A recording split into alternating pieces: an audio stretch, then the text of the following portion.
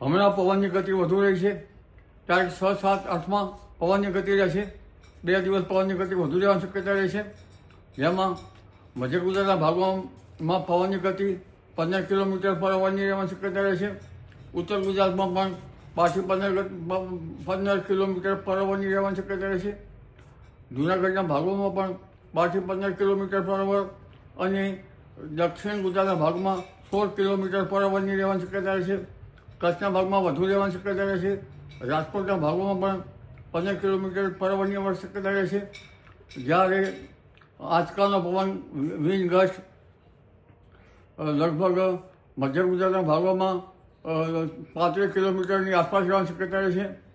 અને કેટલાક ભાગમાં મધ્ય ગુજરાત તેમજ ઉત્તર ગુજરાતના કેટલાક ભાગમાં 35થી વધારે રહેવાની શક્યતા રહે છે. કોઈ ભાગમાં 40 કિલોમીટર પ્રતિ અવરની રહેવાની શક્યતા રહે છે. ઉત્તર ગુજરાત પંચમહાલના ભાગમાં પણ પવનની ગતિ વધુ રહેશે. દક્ષિણ અને સૌરાષ્ટ્રના ભાગોમાં પણ પવનની વિન્ડ ગસ્ટ વધારે છે. દક્ષિણ ગુજરાતના ભાગમાં પણ વિન્ડ ગસ્ટ વધારે છે. પણ ઉલ્લેખનીય છે કે હવે ધીરે ધીરે મહત્તમ ઉષ્ણતા તાપમાનમાં વધારો થશે અને તારીખ 8, 9 અને 10માં મહત્તમ ઉષ્ણતા તાપમાન વધશે.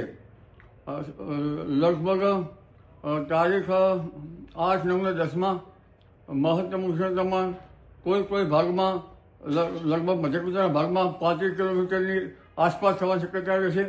ઉત્તર ગુજરાતના ભાગમાં 32 કિલોમીટર 35 ડિગ્રી સેલ્સિયસ આસપાસ થવાની શક્યતા રહે છે.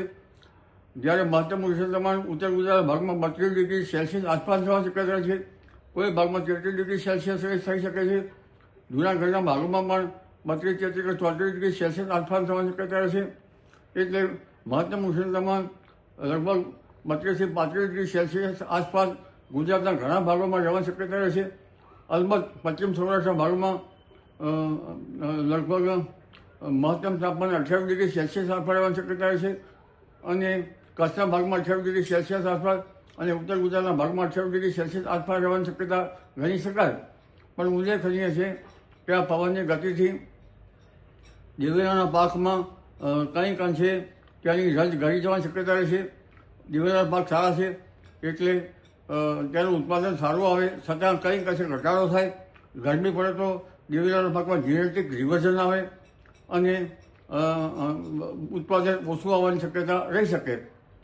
પરંતુ હવે લગભગ ઘઉંના પાક જે છે એ વિન્ડ ગસ્ટથી પડી જવાની શક્યતા રહેતી હોય છે. બાગાયતી પાકોમાં પણ વળી જવાની શક્યતા રહેતી હોય છે. રાયડાનો પાક પણ પડી જવાની શક્યતા રહેતી હોય છે.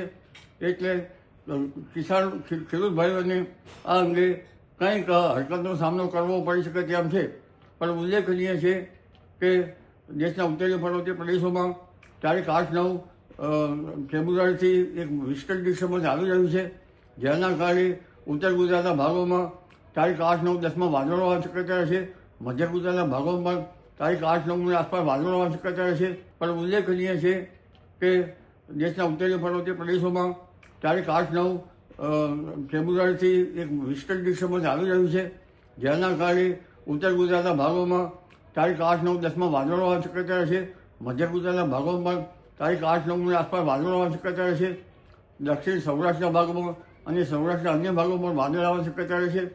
પરંતુ ઉત્તર ગુજરાત અને પંચમહાલના ભાગમાં વાદળની સ્થિતિ થોડીક વધુ રહેવાની શક્યતા રહે છે. જી.